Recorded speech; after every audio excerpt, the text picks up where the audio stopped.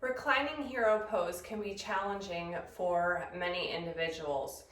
If you have ankle injury or limited ankle mobility, prior knee injury, any kind of pain in your quads or lower back, getting down on the floor to do this posture would not be recommended. I'm going to show you a simple variation from a chair that can be done that relieves pressure that you might have in the quads or the ankles for this posture. So our feet are planted evenly in front of us, shoulder width apart, engaging our core, extending the spine, opening our chest. We're starting by looking to the front, lengthening our spine. Sits bones are evenly in the floor, in our chair. Leaning back ever so slightly, opening up the chest, arching the back slightly. I have a neutral spine here, so I'm looking at an angle. I don't want to try to look forward because that's not lengthening this spine. We want to have a neutral spine, shoulders away from the ears. Stretching out the abs. I can lean back just a little bit further to stretch. I can even rest my elbows on the seat back a little bit. Pressing our rib cages, keeping our ribs down, bringing our belly in and relax towards our spine. That's our first option. We're going to go onto the floor now and show you some additional options and variations using some props. I have a number of props I'm going to be using today. Use what you have available at home. I have my flat bolster and my round bolster. I have a blanket. I have a yoga block. If you don't have a bolster, a cushion off your sofa usually does the trick. Many people have blankets or towels readily available as well. So many different options here. To start, we want to ground ourselves with our knees shoulder width apart. Nice tall posture. My feet are resting on the floor. Now, as we come down, we're going to bring our bottom down in between our legs. I'm going to scoot my legs out a little bit further here.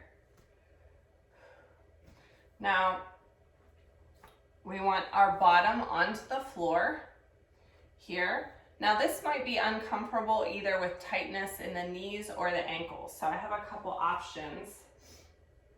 The first is to roll your towel or blanket. This is for ankles first.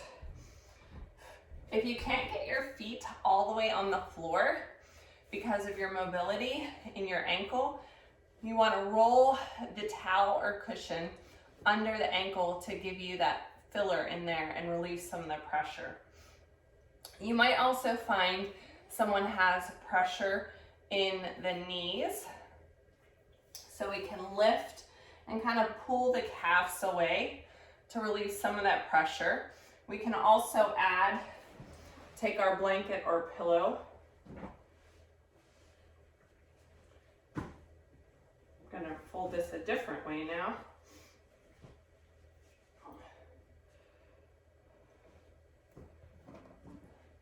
And stick it in between my legs.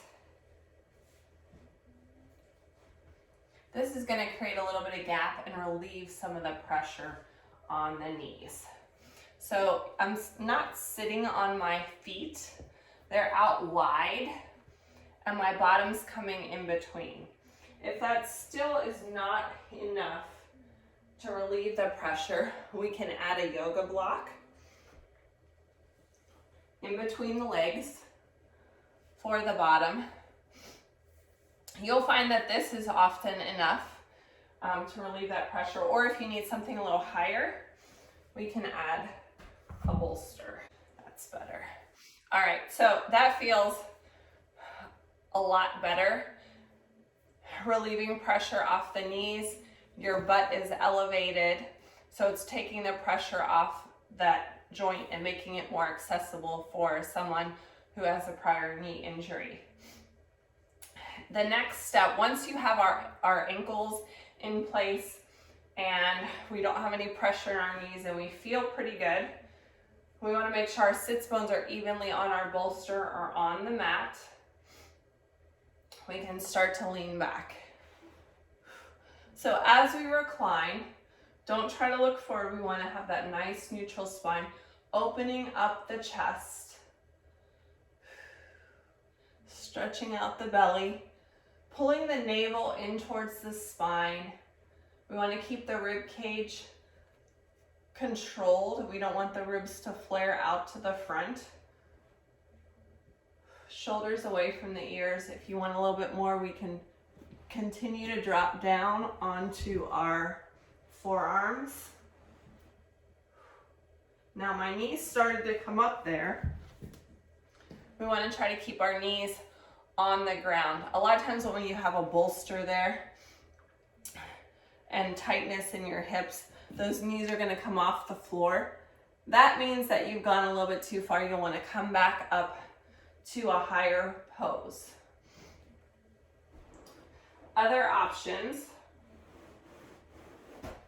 I'm taking that out. We can add a bolster behind us to support our spine. So the bolster should be all the way up against our buttocks. Nice tall posture. Recline. And as we come down, the bolster is supporting our spine. If you feel pressure in your spine, we can always add, or we're excessively arching our back, we can add another bolster. I'm going to use the flat one on the bottom.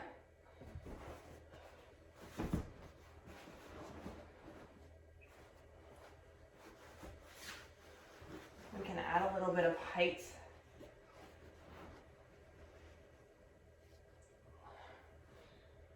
to the posture.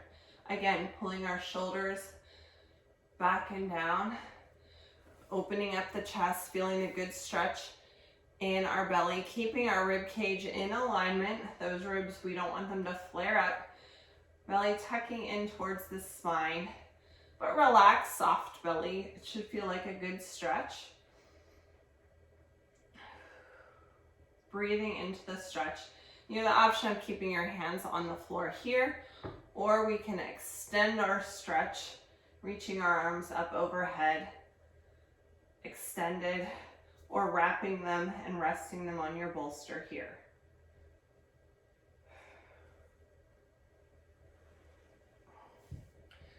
As you advance in your pose, if you're more flexible, you may not need all of these supports as we come into the pose. Leaning back, reclining, chest up, nice neutral spine, relaxing the belly, slowly dropping the head back.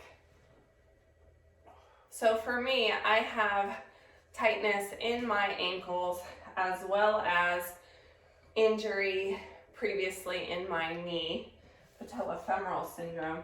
So I'm going to use the blanket here in between the legs to help support that. Bringing my bottom down. Trying to find the best positioning. Might take some movement with the bolsters. I am going to use the bolster to support my lower back. Leaning back into the pose. Shoulders away from the ears, chest up, ribs in alignment, coming down to the forearms. Again, you can bring your arms up overhead as well.